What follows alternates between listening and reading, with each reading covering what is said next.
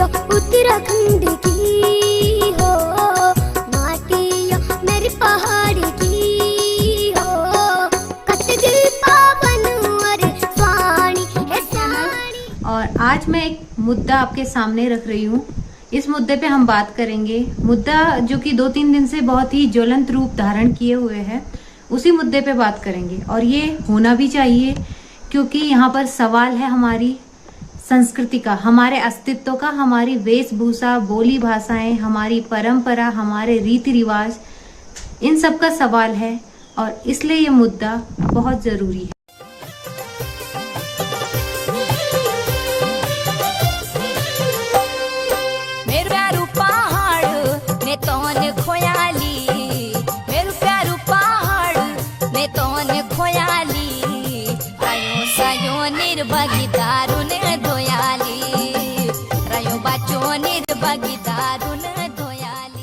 आप लोग समझ ही गए होंगे कि मैं किस बारे में बात कर रही हूँ, लेकिन जिन्हें नहीं पता है उन्हें मैं बता दूं कि उत्तराखंड राज्य से आज एक और नई मांग उठी है। लेकिन इस बार यह मुद्दा एक बड़े रूप में उभर कर आया है, क्योंकि इस बार यह मुद्दा युवाओं के हाथ में है। युवाओं ने आवाज उठाई है, सोशल साइट्स पर एक ट्रेंड चलाया है, हैशटैग उत्तराखंड मांगे भूकानून।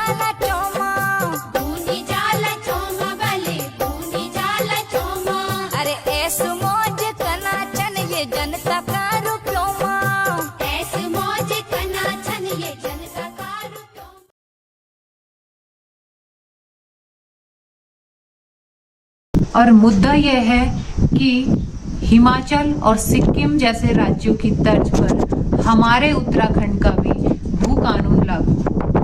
अब हम बात करते हैं सबसे पहले कि हमारा जो उत्तराखंड राज्य था ये बना क्यों, इसके पीछे क्या कारण था। पहले हम लोग उत्तर प्रदेश राज्य का हिस्सा हुआ करते थे, लेकिन जो हमारा पहाड़ी समुदाय था एक सीमित दायरे में सिमट कर रह गया था। हमारी अलग संस्कृति थी, हमारी पहचान, हमारी वेशभूषा, बोली भाषा सब कुछ अलग थी, और हमारा समुदाय एक छोटा सा समुदाय था। हमारी जो संस्कृति थी उसे अलग पहचान नहीं मिल पा रही थी। एक नए राज्य की मांग उठी थी और स्लोगन था आज दो अभी दो उत्तराखंड राज्य दो। इसके पीछे कारण यही था कि हमारी पर्वतीय संस्कृति को एक अलग पहचान मिले, हमारी एक अलग पहचान हो, हमारा अलग राज्य हो। तो हमें उत्तराखंड राज्य मिल गया। इसके लिए बहुत से आंदोलनकारियों ने बलिदान दिया, लेकिन क्या आपको नहीं लगता कि वह बलिदान जो था व्यर्थ जा रहा है। जिस मुद्दे को लेकर मांग की थी, क्या हम उस चीज को हासिल कर पाए हैं? क्या उत्तराखंड बनने के 20 साल बाद भी आपको लगता है कि हमारी जो संस्कृति है वो बची हुई है?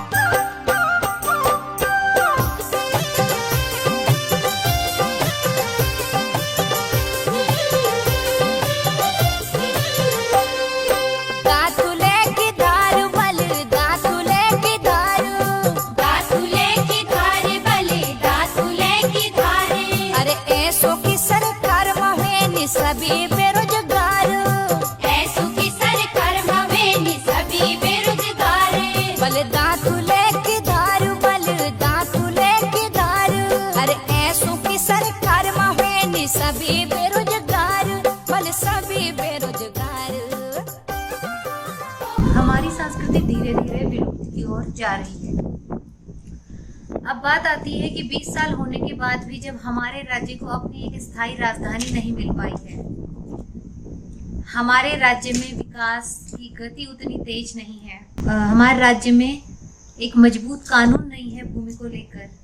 अब देखिए हिमाचल, जो कि हमारा एक पड़ोसी राज्य है, और पड़ोसी राज्य होने के साथ साथ वह हिमालयी बेल्ट में आता है, एक पर्वतीय राज्य है। तो क्यों हिमाचल प्रदेश का और हमारे राज्य का कानून एक जैसा नहीं हो सकता?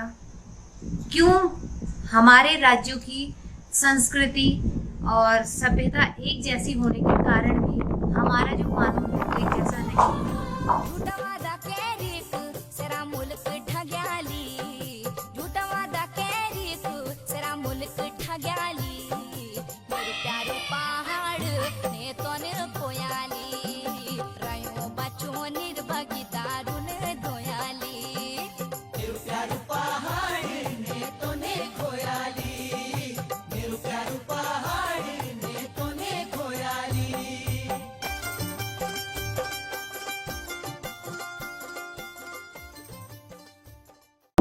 बात करते हैं कि भू कानून क्यों जरूरी है। हिमाचल में कानून है कि वो वहाँ पर कोई भी बाहरी व्यक्ति भूमि खरीद नहीं सकता है, और इसके कारण ही वहाँ की संस्कृति जो है आज संरक्षित है और वहाँ पर जनसंख्या पर एक नियंत्रण है। इसके उल्टा अगर हम देखें हमारे राज्य में होता क्या है, कितनी भी सीमा में कोई भी व्यक्ति यहाँ पर भूमि खरीद सकता है, कोई बाउंडेशंस नहीं है आपके ऊपर, कितनी भी खरीद लो। तो इसका परिणाम क्या हो रहा है, उत्तराखंड की जनसंख्या में निरंतर वृद्धि हो रही है। अब दूसरा बता दूं तो जो हिमाचल की कृषि भूमि है वो जो है हिमाचल के किसानों की है, ठीक है, उन्हीं के काम आती है, वही लोग उसमें खेती करते हैं। लेकिन यहाँ उत्तराखंड में क्या है, कृषि भूमि बेची जा रही है बाहरी लोगों को। चकबंदी, यहाँ पर चकबंदी नहीं है, इस वजह से पहाड़ी किसान हर खेत में खेती नहीं कर पाते हैं। तो अभी हम खैर बात भू कानून पर ही करेंगे। तो जो है भू कानून, तो मतलब कृषि भूमि यहाँ की जो है पहाड़ी क्षेत्रों की वो भी बेची जाने लग गई है। धीरे धीरे इसका परिणाम क्या हो रहा है,